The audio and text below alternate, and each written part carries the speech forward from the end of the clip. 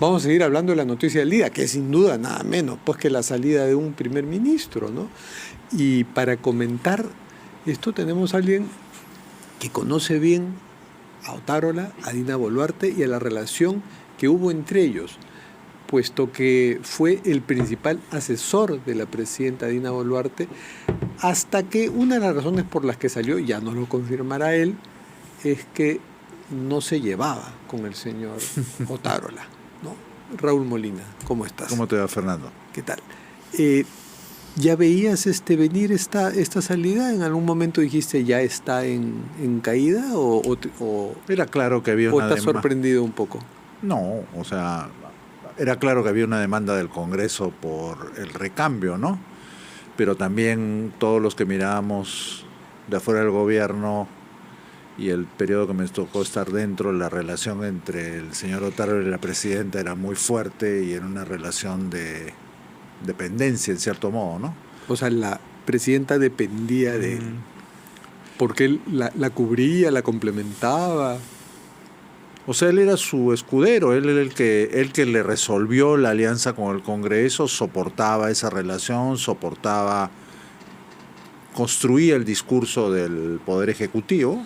Esa es parte de la diferencia que hubo en el breve periodo que estuve yo, ¿no? Yo tenía un discurso distinto al de él, ¿no? Y en determinado momento me di cuenta de que no, en la medida que no se podían construir aliados fuera para mi discurso, no tenía mucho sentido quedarse. Pero, ¿y ella no se dio cuenta en algún momento mientras tú estabas que la apabullaba, que le daba sombra, que le hacía sombra en un régimen presidencialista, donde el presidente tiene una figura, una autoridad, un simbolismo que no puede pues depender de otro personaje? Pero la señora Boluarte es una figura presidencial débil, ¿no? Entonces, no sé si... Yo nunca he visto una situación que pueda describir como apabullamiento, ¿no? Apabullamiento.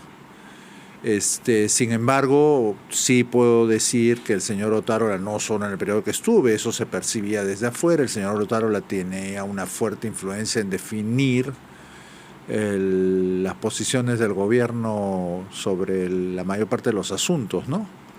¿Y por qué la presidenta demoró en hacerse de un grupo de asesores? Porque tú eras el único asesor, ¿no? No había un equipo grande allí. Lo que pasa es que yo encontré, el gabinete técnico es una oficina que puede tener un equipo. Yo encontré solo 2 personas más un asistente, pero como siempre tuve muchas dudas si iba a poder construir una permanencia de mediano plazo, muy rápidamente, a pesar de que tenía el proyecto de formar un equipo, no, yo decidí no hacerlo porque no quise traer gente en la que yo confiaba, con excepción de una persona que se la jugó de acompañarme esas semanas y le advertí que era probable que nos quedáramos poco tiempo, pero no quise traer a más gente para no castigarla. ¿Y la presidenta tampoco te pedía que lo hicieras?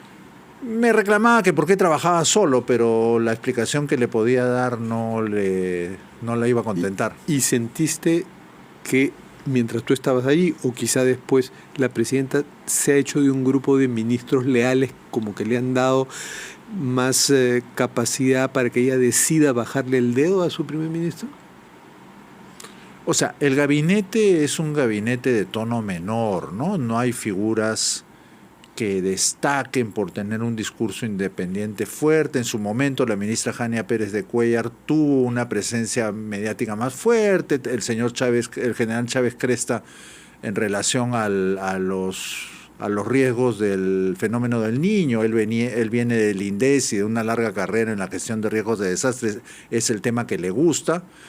Pero aparte de eso no hay ministros que destaquen por su liderazgo en particular. Ahora el nuevo ministro de Economía, el nuevo ministro de Energía y Minas tienen un perfil un poco más fuerte en sus temas. Vamos a ver si logran construir un liderazgo que le dé soporte en esos frentes al gobierno. Mencionaste a Jania Pérez de Cuéllar y conversando con el congresista Flavio Cruz de Perú Libre, dijo que no vería mal que la nombren primera ministra. Y a ella le gustaría que se lo propongan, presumo, ¿no? Sí. Pero también al ministro de Martini estoy seguro que estaría feliz que se lo propongan. La pregunta del que él quizá es el más leal y que él es muy cercano a ella porque ha sido su vice cuando ella era ministra del MIDIS, ¿no? En el periodo de Castillo. Y es cercano a ella, hasta donde entiendo, tiene ella confianza en el señor. Recordemos que él llevó a Carranza y Arista a aquella reunión, cosa que generó un amago de renuncia. Aquí nos lo confirmó José Arista, dijo que él fue el intermediario. Él fue el que llevó a Carranza, supongo, a Carranza, y Carranza entiendo que llevó a Arista, ¿no? Que Carranza lo invitó a él. Claro, porque Carranza ha trabajado con Arista y le tiene mucha confianza, ¿no? Entiendo que se conocen muchísimos años. ¿No sientes que ese hecho en el que no estuvo presente Otárola fue como ya un anticipo de que ya Dina Boluarte estaba buscando tener sus propias decisiones? Es probable. En algún momento sí lo pensé porque me llamó la atención más que no estuviera Contreras en la reunión, que no estuviera el Premier en la reunión. Y las declaraciones posteriores del Premier hicieron pensar que él deslindó un poco y tomó defensa del ministro de Economía, exacto, ¿no? Y eso fue mayor razón para que Dina Boluarte, antes que a Otárola, le bajara el dedo al ministro Contreras, ¿no? Sí, el ministro Contreras tenía su espacio en creciente proceso de reducción hacía varias digamos semanas, que ¿no? Ese hecho de que la presidenta se reunió y decidió fichar a un nuevo ministro de Economía es un antecedente de que ya terminó prescindiendo de Otárola. O que estaba intentando generarse espacios de decisión que no dependieran tanto del Premier, ¿no? No puedo decir que ya había decidido que Otárola no era su alter ego, pero sí probablemente o estaba buscando generar esos espacios o De Martini estaba tratando de favorecer que los genere, y De Martini tomó la iniciativa de llevarle a estos dos economistas, o exministro y el otro ahora ministro. Ahora, tú no has llegado a coincidir pues con el nuevo canciller, Javier González Olaechea, pero también está entre los que se rumorea que podrían suceder a Otárola. ¿Cómo ves esa posibilidad? ¿Cómo veo esa posibilidad? Que estaba escuchando al congresista que entrevistaste antes de que entrara yo, Flavio Cruz de Perú y Libre, que le preguntabas cuál debería ser el perfil de un probable primer ministro o primera ministra, y te hacía una descripción casi teórica de las condiciones que debería tener ese o esa personaje. Pero yo tengo serias dudas que la presidenta pueda siquiera imaginar reclutar a una persona con esas condiciones y ni siquiera cercanas a ellas. O sea, y en esa medida, uno de los escenarios más probables, nunca se puede asegurar que alguien no va a aceptar, pero uno de los escenarios más probables que tiene la presidenta para reclutar a un nuevo primer ministro es dentro de los ministros que ya tiene. Y que ya conoce bien. Y que ya conoce, pero además porque es muy difícil que una figura que tenga las condiciones dialogantes, de buenas maneras, de talante democrático que describía el congresista Cruz, acepte ser premier de este gobierno en este momento. O sea, una de las cosas los sabores principales que me ha dejado la jornada de hoy día es que de alguna manera esto adelanta el 2026. Pero mira, tú aceptaste ser asesor principal de la presidenta. Al comienzo, porque la situación que se produjo con la caída de Castillo y que ella se encuentra con el gobierno me pareció tan tenazmente tensionada para nuestra sociedad que quise poner un grano de arena para ver si favorecía un reencuentro que no acarreara más violencia como efectivamente sucedió. Sí, pero yo reconozco que en ese intento fracasé, en esas 5 semanas. Decidí retirarme porque vi que no había espacio para la postura que yo quería promover. ¿Y crees que podría fracasar otro peruano bien intencionado? Pero no le deseamos el o sea, fracaso. Lo que pasa, alguien va a ser lo que pasa, Fernando, es que alguien va a ser primer ministro o primera ministra. El problema es si un gobierno débil como este, cambiando esa figura. Porque ¿qué escenarios tiene? Reclutar dentro de los que ya son ministros o ministras, recurrir a alguna de sus alianzas reductibles como la que tiene con el señor Walter Acuña. Gutiérrez, pero ni siquiera sabemos si está volando de Madrid a Lima.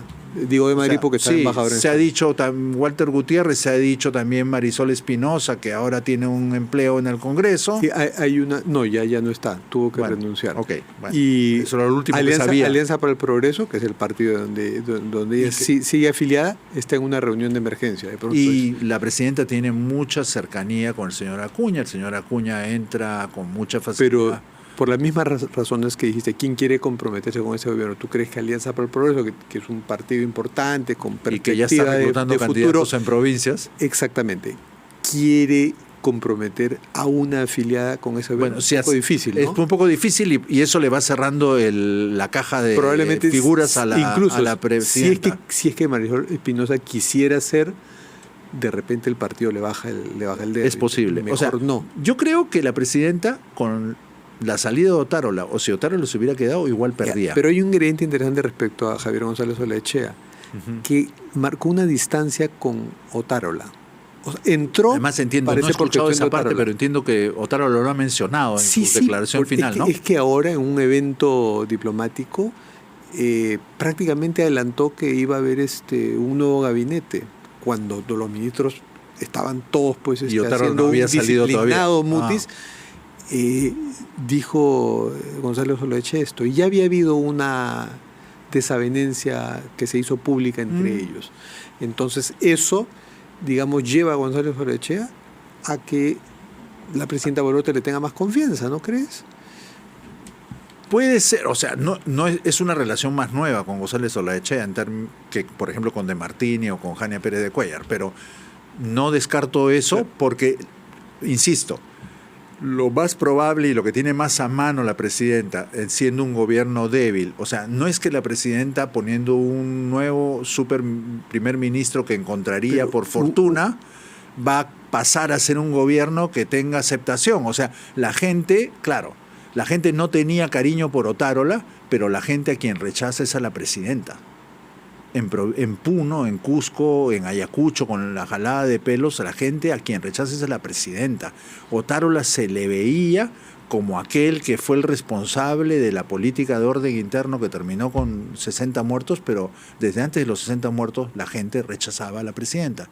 Y la presidenta no ha logrado colocar nada que le haga ponerse del lado de la gente, como por ejemplo en su momento liderar el adelanto de elecciones, y ahora no sé qué otro contenido podría poner nuevo para que repentinamente los peruanos comencemos a aceptar su gobierno. Por eso digo que lo que ha sucedido con Otárola adelanta el 2026.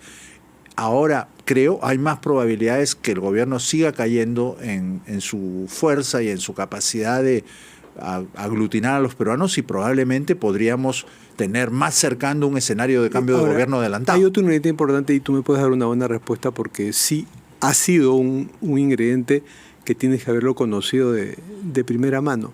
¿Le importa a la presidenta, si no consultar con la mayoría congresal, dar señas y buscar que quienes ella nombre tengan como que el agreement de Fuerza Popular, de Alianza para el Progreso? No le queda otra, ¿no?, que intentarlo, pero yo no sé si ahorita... Además, un gobierno débil. El que le servía de canal para eso era Otárola, ¿no? No sé si tiene otros voceros. O ella tiene sus propios canales, de pronto se los ha conseguido. De repente tiene sus propios canales y se los tiene, enhorabuena, ¿no? Pero sí, o sea, va a tener que, si no quiere que el clima se le enrarezca rápidamente, que es lo que en aritmética pura podríamos esperar, debería de buscar una mínima aceptación, o por lo menos no objeción, y por eso, de APP, de fujimorismo y sus APP no le va a hacer gracia a Marisol Espinosa. A Fuerza Popular tampoco le haría gracia, pero sí podría hacerle más gracia González Olaechea o Jania Pérez de Cuéllar. Podría hacerles más gracia. Eduardo Arana o De Martini no les hará mucha gracia. No, porque son personajes menos, con menor trayectoria, ¿no? Y que pueden saber menos qué esperar de ellos, ¿no?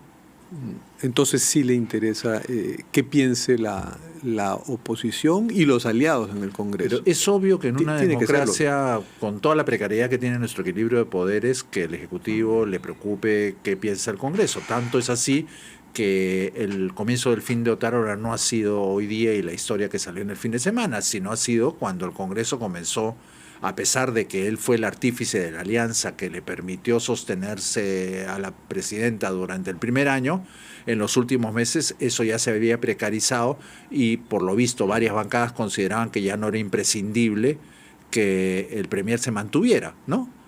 Ahora, ninguna de esas bancadas está admitiendo de que quiere que se vaya el gobierno, pero el clima político se puede precarizar rápidamente en los próximos meses, como para que, como alguien aventuró hoy día, como en el último año no se le puede cerrar al Congreso, en el último año o en las puertas del último año, la situación abra un escenario donde de repente hay que adelantar las elecciones, ¿no? Y yo lo que creo es que ahora los peruanos de buena voluntad tienen que buscar con mayor sentido de urgencia generar una coalición, una confluencia que permita preparar ese cambio, Fernando, porque yo creo que estamos en una situación donde después de todos los vicisitudes que hubo con Vizcarra, Merino, Sagasti, estamos perdiendo otro periodo de gobierno y no deberíamos permitir que eso nos vuelva a pasar. Entonces ahora hay muchos movimientos, hay partidos nuevos inscribiéndose, hay personas que quieren entrar a política, no solo en Lima, las que son más visibles, en provincias yo conozco un montón de liderazgos que están preguntándose cómo reencontrarnos, cómo confluir para ofrecer una mejor alternativa. Bueno, muchas gracias, Raúl Molina. Y volvemos dentro de una pausa.